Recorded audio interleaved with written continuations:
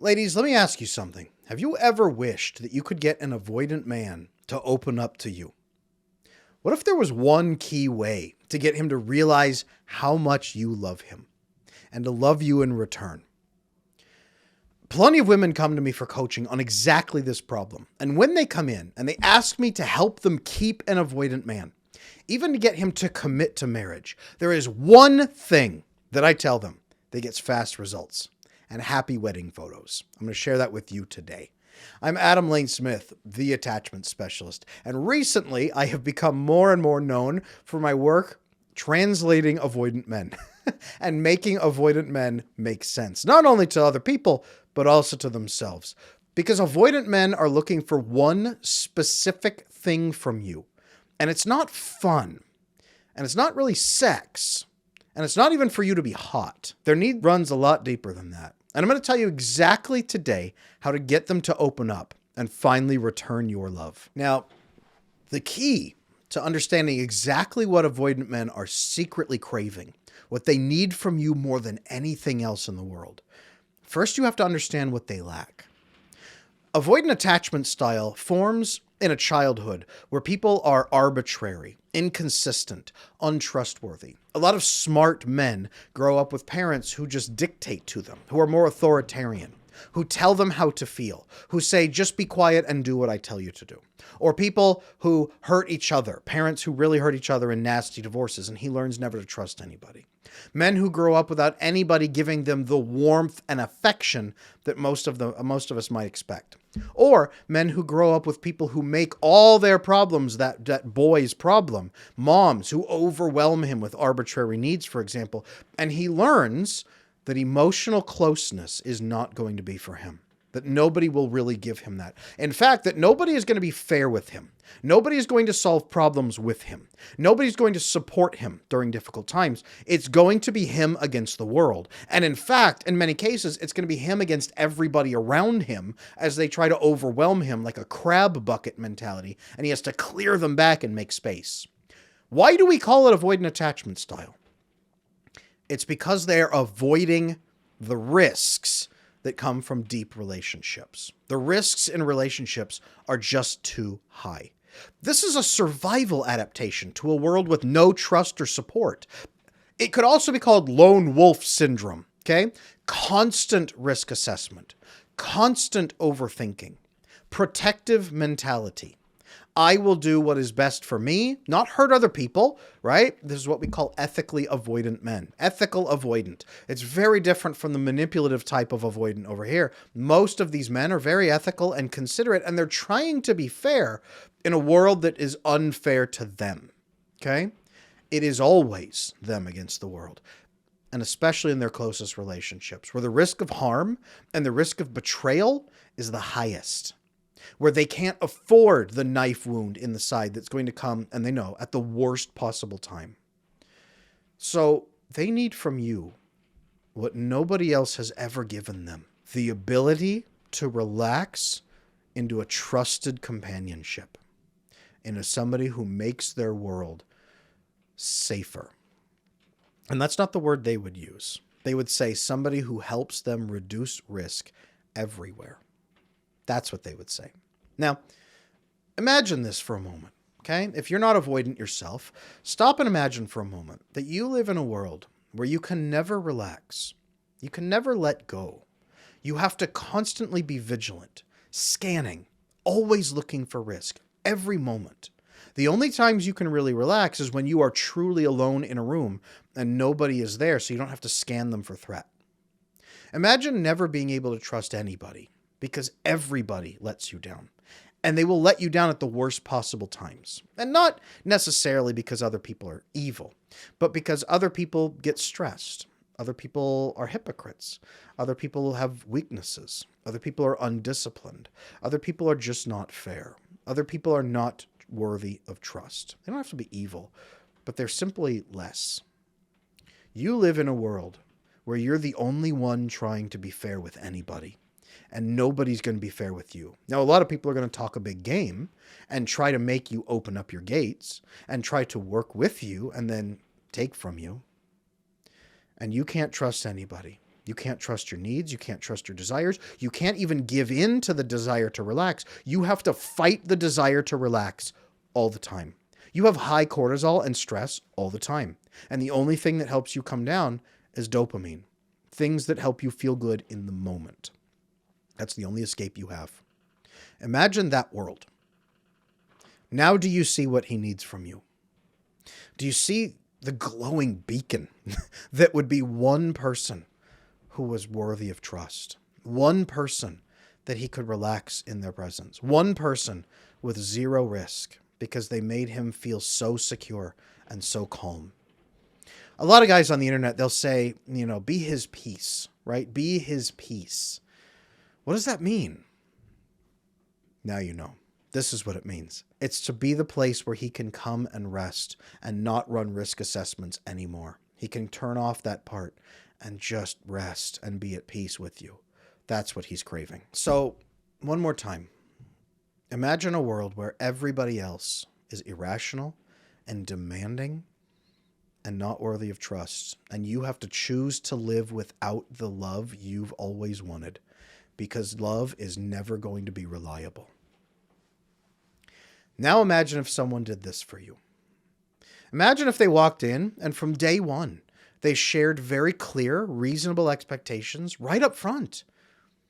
What if they told you exactly what they were looking for from you? And not stomping their foot, but saying, hey, you know what?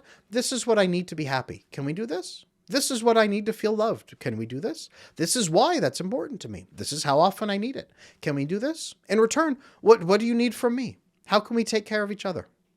Imagine if in that world, all of a sudden, someone just made things so clear and so simple right up front. Imagine if somebody told you in advance how they wanted to handle conflicts with you. And then they followed that protocol exactly each time. Hey, if there's ever a problem, please come let me know immediately. I will handle it on my side. I'm not going to get defensive, I promise. And I will resolve the issue. Just let me know. What I need you to say is, hey, there's a challenge here. Can we solve it? Use that phrase. I'll do it. And then they followed through with you, and you went to them very hesitantly and said, hey, there's a challenge here. Can we solve it? And they said, yeah, absolutely. Let me know. Oh, that's the problem? Oof, I'm sorry. I'm really sorry that happened, that I did that. Okay, here's what I'm going to do. And then they make it right. And then they do that every time. Imagine if you were finally able to air grievances or challenges with a person and they worked with you to solve them. Okay? Imagine if they came to you and said, when I come to you, I'm going to say the same thing. Hey, here's a challenge. Can we solve this together? Here's what I think we could do. And they just brought you challenges very reasonably right up front, quickly, when it was small, and asked you if that solution would work. And then you just did it together and they were done that fast. Imagine if life was that easy all of a sudden. Imagine if somebody asked for your preferences. They built them into the relationship so you'd always get what you liked. Hey, you know what? What are your favorite foods? Do you like to go out to eat a lot? Do you like to eat in the house? Do you like to cook? What are your favorite things? What are your favorite positions? What are your favorite hobbies? How do you like to spend time? What if they asked for your preferences and then shared theirs with you and then built those into the relationship, making sure that yours were also being accommodated? Imagine if somebody in this world, this dark world that you lived in, started asking for your needs. Like, hey, time alone. And scheduled it for you so that you would feel at ease. Hey, you know what? How much time do you think that you need on your own? Okay, once a week. You need like Saturday mornings by yourself for a good 6 hours. Cool. What do you want to do? Like, where do you want to go and spend time doing that? If you live together, right, in that room, cool, I won't bother you. Hey, you want to be all by yourself on Saturdays and not speak? Totally fine. Let me know Sunday morning, and that's cool. If we can connect again Sunday morning so we reconnect, that'd be great. I will spend Saturday going out with my friends. That's totally fine. Imagine if they made it that easy and they scheduled it for you. Imagine if they disciplined their own emotions. Didn't have feelings, but imagine if they weren't irrational, right? Imagine if their feelings were under control and they'd have them, but then they'd walk through them and then talk with you reasonably. Imagine if they kept to a clear code of conduct that you could always rely on because their conscience kept them honest and responsible. Hey, you know what? I'm really sorry that I said that thing the other day. That was completely out of line. This is the kind of person I'm trying to be, and that was not in line with that. I'm really sorry. Hey, you know what? I can't do this thing because that would break this rule for me, but I will help you meet your need in this other way. Is that cool? Imagine if they were that clear, always honest, always compassionate, whatever their code was. Imagine if they explained why they wanted you to share context with them, right? A lot of avoidant people, they don't share context in that dark world because context, it reveals so much and is dangerous, flooding people with that much information. So imagine if someone came and said, hey, you know what? I could use additional context. It will help me understand you. It's going to help me fulfill your needs. I'll understand how your brain works and how you make decisions. It's going to make me feel a little bit safer and more relaxed in a relationship. It'll lower my risk levels where I'm going to feel a little bit better, but it also makes me just feel like you trust me. So if you do trust me, I would really like some additional context. Can you share? Is it okay even if I just ask you questions? And if you can share and answer those, that itself will be great. You could probably do that, right? One more thing. Imagine all of this, someone doing all of this for you, and you're nervous. You've never experienced this before. You actually have some fear spikes now. You're worried about this going away. You want to trust it so much, but it's nervous. It makes you very nervous. So you step in, you kind of step out, you step in. Imagine if someone gave you patience as you slowly tested their honesty and their trustworthiness with all of these behaviors. If you lived in a dark world without the hope of love and someone did all of these things for you after a lifetime of believing that love was hopeless and impossible, how would you feel? Well, you would probably feel like you had just witnessed a miracle. You'd start to have hope that maybe love was possible after all. I mean, you'd be paranoid that this person was a cult leader or a serial killer of some kind, that they were too good to be true, because they'd also seem like a living saint, the embodiment of perfection. But you might have some hope. This person might really draw you in because you finally have consistent love and care from a human being. This is where avoidant men really start to open up, okay? When you start doing this process. I've seen this work so many times. When a couple comes into my coaching and she's usually using her feelings, she feels resentful, she feels hurt, she feels unloved, and he's pulling back and he doesn't understand what she's doing and why. And then I help her start doing these things and phrasing things this way. And I build out their relationship skills and their systems so that all these things happen properly and emotional discipline happens. Solving problems happens. She speaks in solution-focused ways so that he starts interpreting that correctly and hearing her and understands what she's doing and why. And he sees her in the sessions learning to love him and then applying those skills. And he finally sees the love that she has for him. I've seen avoidant men become some of the most loving partners on the face of the planet because they finally have one human that they know loves them. After she does all of these things in this video, most of those avoidant men, they're not avoidant anymore. They can't wait to marry her. Because now she is the biggest diamond on the face of the planet, and he doesn't want anybody else to take that diamond. He sees her. He sees that loving value, right? There's so many things on the internet right now about very avoidant men saying, what value does a woman bring to the table? This is the value that a loving partner brings to the table. And if you don't ever experience this or know that this is possible, you start really questioning human value. But this is love, and this is the value of love. This is where avoidant men are the ones who start pushing for marriage. When they receive this, the vast majority of avoidant men start bonding intimately. They do get nervous because it feels like, what if this is a trap? What if this goes away? What if this is all a game and the moment I give you love and connection, you hurt me and this stops because you're only doing it to get things from me? But as they ease in, and as she warmly receives him, as he starts to oxytocin bond and get serotonin in his brain and GABA and vasopressin, and he shifts off the dopamine cortisol pathways in his brain into the deeper intimate bonding with the deeper brain chemistry, as he begins to shift into that, he becomes truly happy. You have never seen somebody sing a woman's praises like an avoidant man who has finally found love. You have never seen the level of care and loyalty and dedication that an avoidant man can show when he fully understands and receives love like this, you guys. The brain chemicals alone are a permanent, lasting change in his life that he's never experienced. But the human change that comes over him. The only way I can even express it, and it's not that all avoidant men are this, but is the story of the Christmas Carol with Ebenezer Scrooge, how he begins not knowing human love. And at the end, he is the embodiment of human love because he's finally found it. That is the depth of change that takes place here, you guys. It is fulfillment and joy and love for him and for those around him. Now, I will say this. There's a lot of people out there that will promise various things, do this, Cosmopolitan magazine, I know, do this and it will explode his genitals, right? It's still like he'll love you for life. There's so many promises out there. I will say this, that in all my 15 years of training and experience in psychology, this is the only method I have ever seen that helps avoidant men to open up. Because it's the only thing that addresses the need that has never been met in their life. So ladies out there, if you love him, try this method in your relationship. Watch how he responds.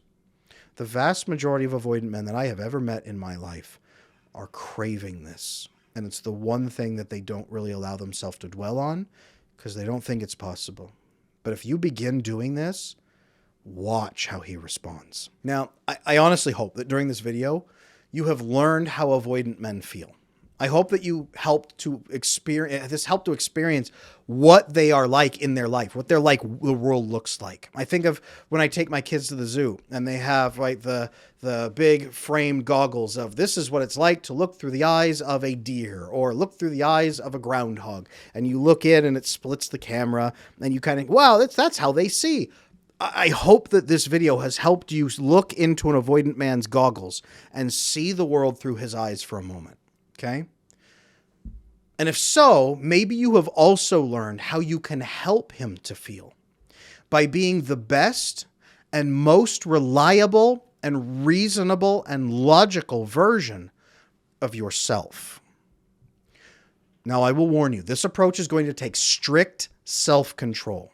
You're going to have secure attachment. So if you are anxiously attached, and you very well may be if you're chasing an avoidant man and watching this video, you must handle that first, okay? Don't despair. There are a number of ways that you can fix your anxious attachment. For example, the Attachment Bootcamp course, it's the #1 resource that you can pick up right now to resolve those anxious behaviors and get yourself ready to then help him open up. Take this step to build secure attachment in yourself and then show him your love. And you can become the woman that he can trust above all other people in the world. More than that, you will finally show him your love for him in a way he will understand. And you can help him open up to receive that love and return it. So, ladies, I would love to hear from you. Leave a comment below if you're going to try this with him. And avoidant guys out there, I know you've secretly been watching this video. It's cool. Hey, let me know in the comments. Am I right or wrong in this video? Would this help you to feel relaxed and open up? Let us know in the comments. The ladies here are waiting to see if this is the right or wrong move. If you've been out there frustrated with the way the dating world is working, drop in, tell me if I'm right or wrong. And if I'm right, the ladies out there are going to start using this method. And I think that'll make the dating world a lot better for everybody. I'm Adam Lane Smith, the Attachment Specialist. It has been wonderful sharing this time with you. Please let me know how I can help you in your future, in the relationships of your dreams, and go out there and be the best version of yourself for the person you love.